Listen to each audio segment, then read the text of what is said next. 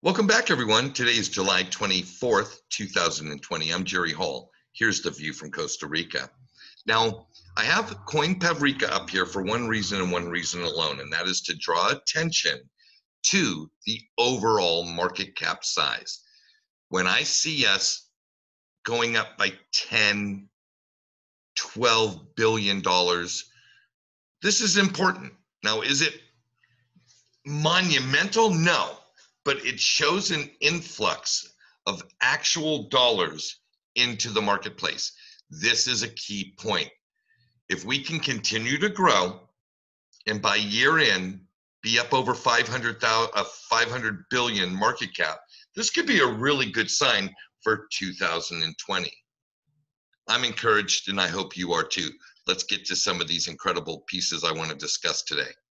Now, this tweet from Target Services, keep in mind Target Services is the media arm of one of the elements of the European Central Bank. Their tweet states, the ECB takes steps to support the full deployment of instant payments across the euro area. By the end of 2021, payment service providers and automated clearinghouses will have to ensure pan-European reach for instant payments via tips. Remember in previous videos that I talked about specifically pertaining to synchronization. I will link the full video at the end. However, synchronization is a huge part and can only be achieved through using real-time gross settlement type networks, which the central banks are building. We know that Brazil is on board with one. We know that Japan is on board with one. We know that Singapore is on board with one. We know England is on board with one. We know the US is working on one. And here, the European Central Bank is looking to have one for all of the pan-European coverage. This is incredible. If you are an XRP owner, and you know the importance of real-time gross settlement and RippleNet, you know there's a value proposition for the asset XRP. Let's move on.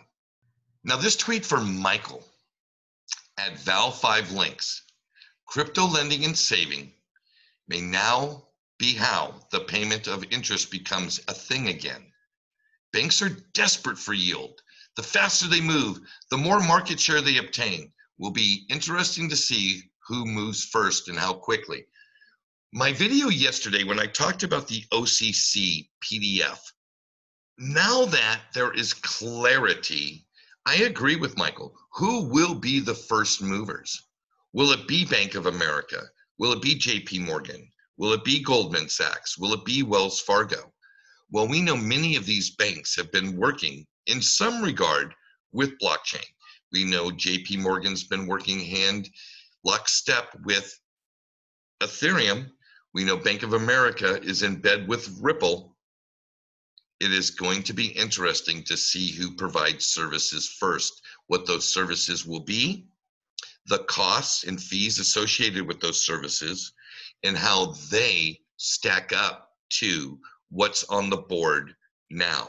And when I say what's on the board now, I'm talking about as an individual, your access to, let's say, a Celsius, Nexo, a Cred Earn, etc. Entities like Uphold and Coinbase who have direct ACH debit card association. We know that MasterCard was working on direct premium membership with, well, for instance, WireX. All the work that has been done quietly in the background over the last several years should start to surface to the investment and retail investor. And I said that incorrectly. I meant institutional and retail investor, as well as the general consumer overall. We could see some great progress in the next 12 to 16 months in that regard. But Michael, I'm with you. Who will be first? I know I have my eyes open. Now, I covered this yesterday in great detail.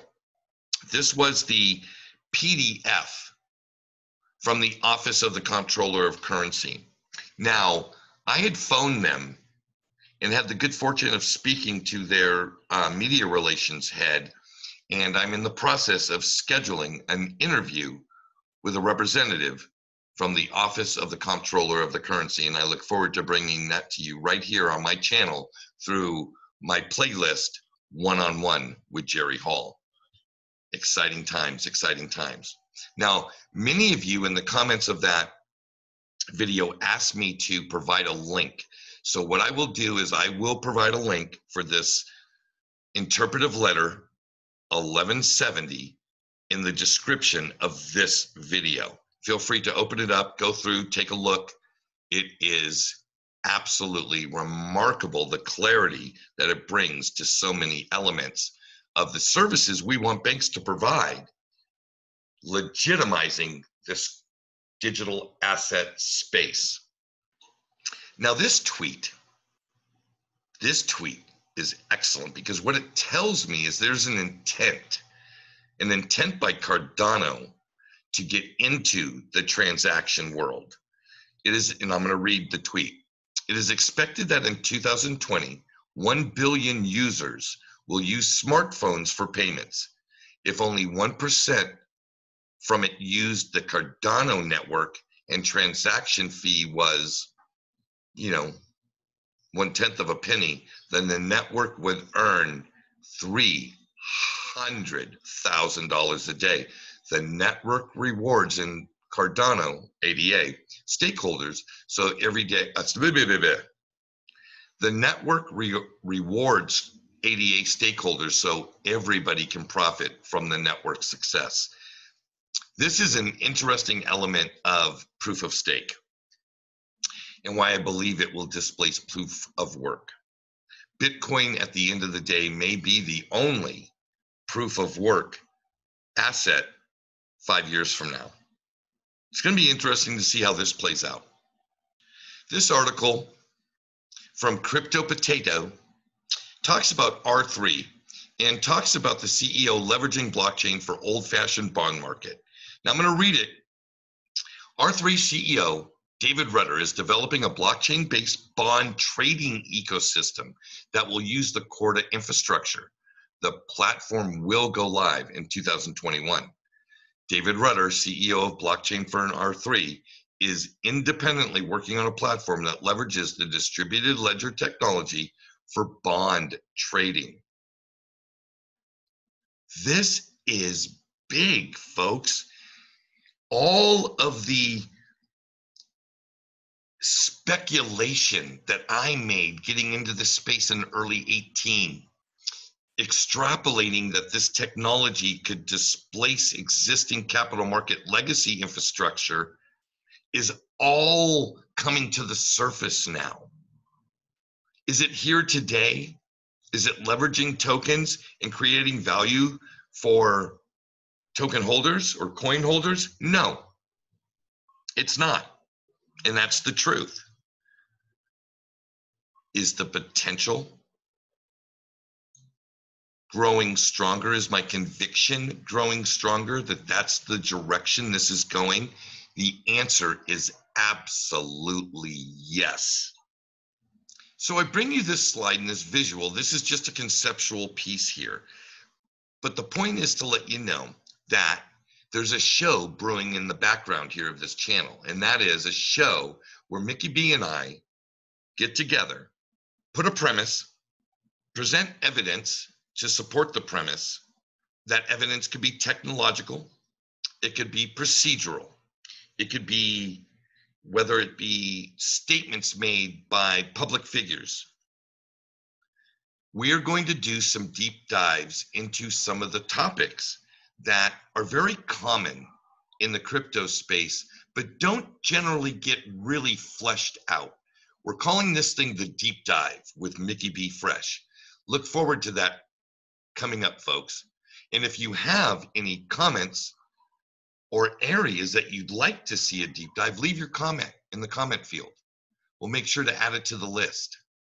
And I want to close you out with this. This is a reminder that it is Friday, and tonight on this channel, Market Conversations goes live at 9 p.m. That's 6 p.m. Pacific Standard Time, 9 p.m. Eastern Standard Time.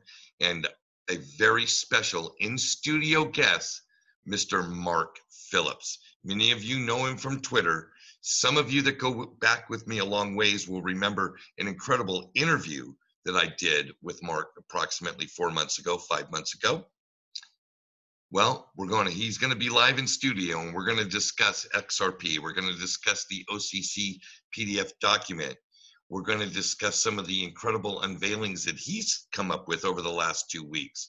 Mark is very active on Twitter and is an incredible member of the XRP community. I hope that you'll join us tonight for that conversation right here on this channel. Look for your notifications to be sent out approximately a half an hour or an hour before the show, and then obviously when the show starts. So anyway, folks, that's been The View from Costa Rica. Hope you got something out of this. Please, like always, hit that like button and leave a comment. Let's engage. What was interesting in this video that you would like to discuss further? What would you like to dispel? Did I say something? Did I cross a line? Was I misinformed? Your engagement is paramount to the success of this channel and my education. And I want to thank you all for, all of you that take the time to hit that like button and leave a comment. If you're new to the channel, hit the subscribe button. If you'd like to be notified of upcoming stuff, hit the little bell. You'll be notified when new content is produced. That's been The View from Costa Rica, everybody. And until next time, Pura Vida.